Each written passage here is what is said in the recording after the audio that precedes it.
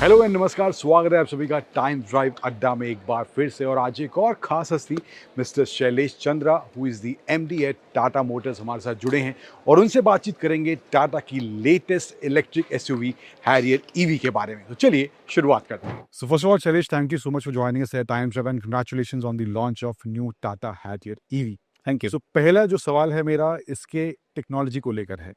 क्या नई टेक्नोलॉजी, क्या नए फीचर्स, अगर बात करें कंपटीशन की भी तो वहाँ से एक लेवल ऊपर मुझे लग रहा है कुछ फीचर्स इसमें दिए गए हैं। तो if you can share some कि क्या फीचर्स इसमें ऐड करे गए हैं which makes it stand apart. See in the high SUV segment, this car has completely changed the experience for a consumer with taking quantum leaps in every aspect. And let me go one by one. One is on the performance itself. Typically, you will get a 350 Newton meter kind of a torque in this segment, but इस car में 500 Newton metre की torque आपको मिलती है, जिससे कि 0 to 100 kilometre per hour की speed जो है सिर्फ 6.3 सेकेंड्स में आप कर लेते हैं। तो एक तो परफॉर्मेंस और थ्रिल जो आपको मिलता है वो है एक नंबर वन। दूसरी चीज़ है कि जो कंफर्ट है वो भी एक अलग लेवल की है। इसमें हमने एक बहुत स्पेशल काइंड ऑफ सस्पेंशन दिया है जिसको हम अल्ट्रा ग्लाइड सस्पेंशन बोलते हैं, जो फ्रीक्वेंसी जो रोड की होती है उससे उसको लेते हुए वो ये जज करता है कि किस तरह से उसको डैम्पन करना है। तो जब आप अंदर बैठेंगे तो it completely gobbles all the undulations on the road. So this is one other feature which is taking the comfort to the next level. Technology की बात करूं अगर मैं, तो इसमें हमने पहली बार एक सैमसंग की QLED स्क्रीन दी है। QLED जनरली आप नहीं देखेंगे कार से। उसके साथ डॉल्बी अकोस्टिक्स है। अगर आप बैठेंगे तो आप पॉपकॉर्न के साथ बैठ सकते हैं, क्योंकि एकदम थिएटर वाली एक्सपीरियंस आपको मिलती है इसमें। उसके बाद अगर मैं बाकी नई एक्सपीरियंसेस के बारे में बात करूं, अगर इस कार में देखें तो आपने देखा ये कि जब कार से मैं आ रहा था इसमें लॉन्च के समय, तो मैं पीछे बैठा हुआ था और ड्राइवर नहीं था उसमें। तो समन मोड दिया गया है। वो दिया हुआ है, आप रिमोट से अब कार को बाहर लगा सकते हैं। ऑटोमेटिक पार्किंग है, 540 डिग्री व्यू है, मतलब 360 डिग्री तो आप सुनते होंगे कार्स में, 540 मतलब कि आप नीचे भी देख सकें कार की, क्योंकि इसमें ऑफ रोड कैपेबिलिटी है। या आप पार्क करने जा रहे हैं, अगर देयर इज अ डॉग और a cat which is there, you can see that something is there and you can avoid harming them. इस तरह की बहुत सारी फीचर्स हैं इस कार में। सो परफॉर्मेंस अगर आप देखें, कंफर्ट देखें, immersive experience by use of technology देखें, तो ये अलग लेवल पर है। इलेक्ट्रिक आर्किटेक्चर के बारे में बोलूँगा।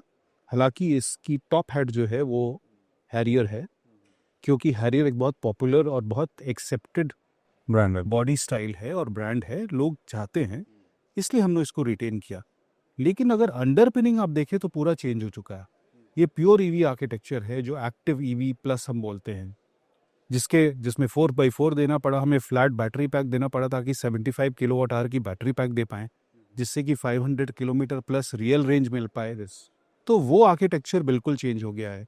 ये सॉफ्टवेयर डिफाइंड व्हीकल भी है, तो इसका मतलब है कि आप बीच बीच में आप अपडेट्स देते रह सकते हैं इस कार को थ्रू क्लाउड, फीचर एनहांसमेंट कर सकते हैं। और आपने देखा दुनिया भर की फीचर्स सॉफ्टवेयर डिफाइंड व्हीकल के कारण आ रही, तो तकनीक में ये काफ़ी ऊपर जा चुकी है। तो ये सारी फीचर्स। सो आई मीन बहुत कुछ देना एक आसान चीज़ है, बट उसके साथ कॉस्ट वाला फैक्टर भी जुड़ता जाता है। अगर आप फीचर्स का कोई लिमिट नहीं है, एंडलेस है, बट उसको एक जो प्राइस आपने अनाउंस किया है, जो बेस वेरिएंट का 21.5 लाख प्राइस है, सो वो पैकेज बनाना भी is one of the task, एक बहुत बड़ा हर्डल रहता है। सो वो किस तरह से फिगर आउट करा गया, या क्या थॉट प्रोसेस रहा कि अगर yes we have to give the best of the features that are there in the segment, but cost wise भी हमें वो चीज़ मेंटेन करके रखनी है। देखिए, ये हमारी 5-6 साल की मेहनत है। हम लोग लोकलाइजेशन भी कर रहे थे, हम लोग हर स्टेज पे कंपोनेंट डिज़ाइन को देख रहे थे कि ग्लोबली ये कैसे ऑप्टिमाइज हो रही हैं। जैसे पावर इलेक्ट्रॉनिक्स की बात कर लें, तो इसमें काफ़ी कॉम्पैक्टनेस आ रहा था। 5 इन पहले 3 in 1 आया, फिर 5 in 1 आया, 7 in। तो पावर इलेक्ट्रॉनिक्स में हमने कॉस्ट कम किया डिज़ाइन के थ्रू। सेल कॉस्ट तो कम जा रही थी, बट एक होता है सेल टू पैक कॉस्ट, उस पर भी हमने ज़बरदस्त काम किया। तो हर एलिमेंट में हमने कॉस्ट पे काम किया। और लोकलाइजेशन जो है, जो PLI का रिक्वायरमेंट है कि 50% से डोमेस्टिक वैल्यू एडिशन ज़्यादा होना चाहिए, ये गाड़ी वो भी लोकलाइजेशन लेवल भी इसकी काफ़ी हाई है।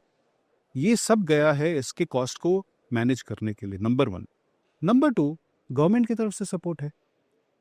इसकी जीएसटी 5% है, जबकि इस कार की आइस वर्ल्ड में जीएसटी 45-50% के बीच में है। तो उतना का बेनिफिट जो है वो हम लोग इतनी टेक्नोलॉजी को देने के लिए और ज़्यादा बैटरी साइज देने के लिए यूज़ किए हैं। That's why despite giving so many features we have been able to keep the price parity with the automatic cars. That is how it has been possible. तो शैलेश, अमन, अगर बात करें जो टियागो से लेकर कर्व ईवी के अभी तक जो गाड़ियां थी, अब हैरी रिव्यूज लाइनअप में जुड़ गई है, सो वो लर्निंग्स किस तरह की रही हैं उन इलेक्ट्रिक व्हीकल के साथ, और उनमें से क्या सीख कर यहाँ पर इस हैरी ईवी में इम्प्लीमेंट करा गया है? क्या चेंजेस या क्या इन टर्म्स ऑफ ड्राइव की बात करें या ओवरऑल टेक्नोलॉजी की बात करें, क्या लर्निंग्स इस हैरी ईवी में टाटा ने रखी है? बहुत सारी चीज़ें हैं, जैसे कि 8 बिलियन किलोमीटर्स हमारी 2 लाख प्लस व्हीकल्स जो रोड पे हैं वो कवर कर चुकी हैं, और उसमें हमें काफ़ी टेलीमेटिक्स से डेटा मिलता रहता ही। उससे कंपोनेंट लेवल और सिस्टम लेवल जो मैच्योरिटी है, जिससे रिलायबिलिटी बढ़ती है उसकी, वो हमने इसमें किया है। तो रिलायबिलिटी जो है वो काफ़ी अच्छी है हमारी, कॉन्फिडेंस ज़्यादा है हमारा, क्योंकि हमें लर्निंग आ चुकी है। यूज्ड केसेस जो है उसके बारे में नॉलेज ज़्यादा है, जो इंजीनियर्स के लिए बहुत इंपॉर्टेंट होती हैं, कि जब वो अपने टेस्ट को प्लान करते हैं रिलायबिलिटी के लिए, तो वो हम इनपुट इसमें ले जाते हैं। तो एक तो वो है। दूसरी लर्निंग जो मैंने बोला कि 5-6 साल से जो हम लोग कॉस्ट पे काम कर रहे थे, वो इवोल्यूशनरी पाथ होता है। वो इवोल्यूशन से हम गुजरे हैं, लोकलाइजेशन की जर्नी हम लोग गए हैं, वो सब किए हैं। हमें चार्जिंग पैटर्न समझ में आता है, अपनी लाइफ को हम प्रेडिक्ट कर सकते हैं बेस्ड ऑन 8 बिलियन किलोमीटर। कई 10,000 से ज़्यादा गाड़ियाँ तो हमारी 1 लाख के ऊपर चल चुकी। तो हमें ड्यूरेबिलिटी असेसमेंट भी मिलता है। इस कॉन्फिडेंस के साथ हमने इसमें अनलिमिटेड वारंटी भी दी है। तो ये सब लर्निंग्स और बहुत सारी लर्निंग्स हैं जो कि हमने यूज़ करके उस एक्सपीरियंस को इसमें यूज़ किया है।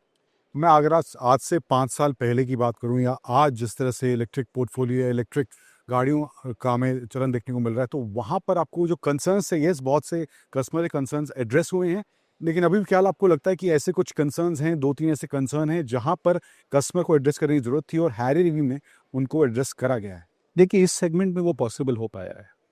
अगर आप देखें तो अगर इलेक्ट्रिक व्हीकल की बैरियर्स के बारे में बात करूं तो 3-4 बैरियर्स हैं। Price, range anxiety, charging speed और चार्जिंग इंफ्रा। यही 3-4 कारण हैं जिसके कारण लोग थोड़ा हिचकते हैं इलेक्ट्रिक व्हीकल लेने के लिए।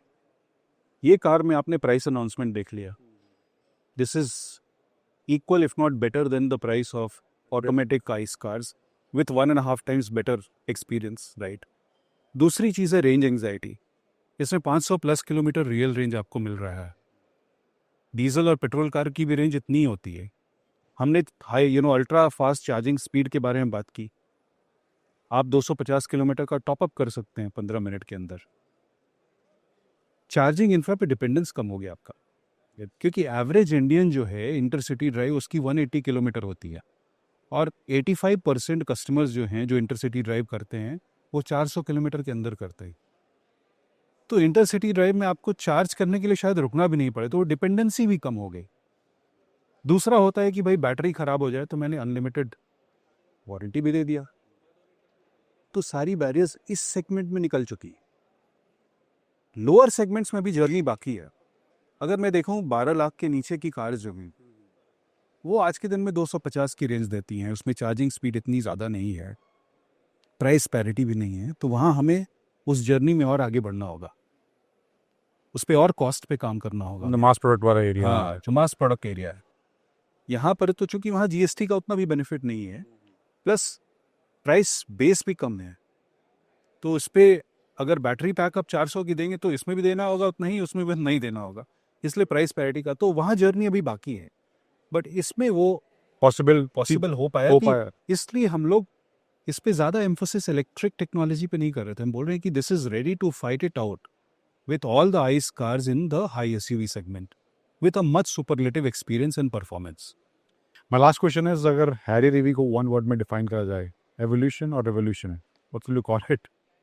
एवोल्यूशन तो मैं बोलूँगा ही नहीं, ये तो रेवोल्यूशन है ही, इसमें कोई डाउट नहीं है। Thank you for the answer. Thank you so much, Shailesh. Thank you, Story.